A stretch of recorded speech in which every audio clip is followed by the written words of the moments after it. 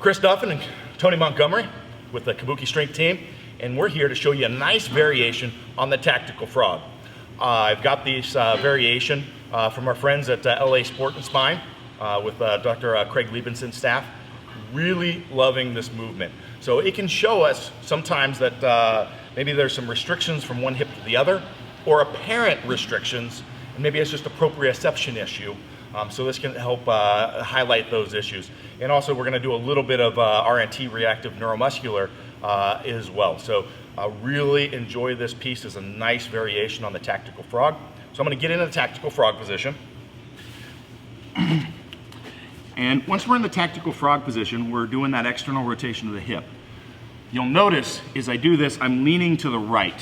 So what I really want to do, and Tony here is going to coach and watch, make sure I do this, is make sure I've got a good quality pressure in my core, so I'm not extending at the spine or twisting side to side at the spine. We want to have a good centrated core. Imagine this with our movement, have nice clean movement, and keep the spine as neutral as possible.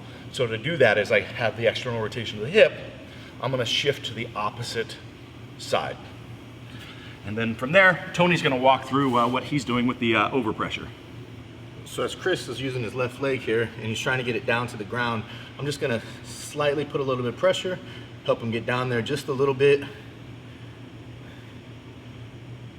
And then as soon as he feels like it's starting to get a little bit tighter, we're good. Just kind of let it go. Make sure I'm holding it in position there, and now I've got to fight him. So now I'm going to be pushing, and he's going to be, I'm going to be pulling, and he's going to be pushing against my hand. And what this does is just, it's going to allow him to get a little bit more range of motion once I let go.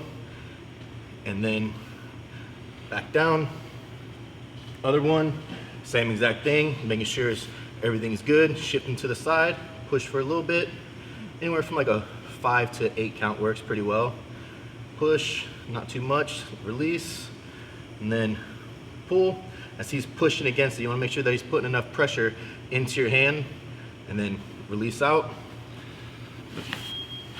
And what we'll see with this is sometimes somebody may not be able to move as much if they're doing it themselves from left to right hip, but as soon as you overpressure, they're able to actually feel and learn that position, and they can hold it on their own. And now we're going to teach by making them work against it.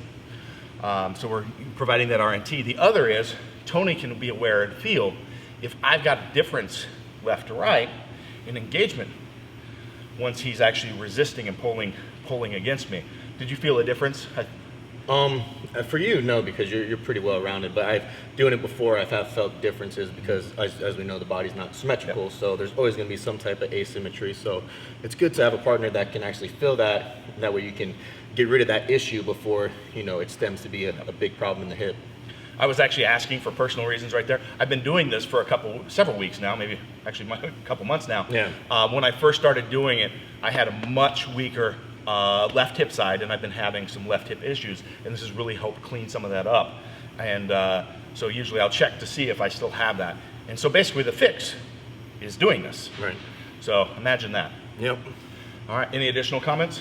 No, I mean, as long as your partner's talking, you guys are talking back and forth and re-entering a good tight core, because obviously that plays a role in everything, everything should be fine. Yeah, so that is really critical. I'll see if I can demonstrate this here. A bad movement, so would be as I move into this position, you can see I'm extending and I'm twisting at the spine to get into position where if I inflate, boom, and hold position well, I can keep a much more neutral spine as I drive into position. So it's not about how far the leg goes, it's about how much rotation we can get with good quality clean movement and a neutral spine.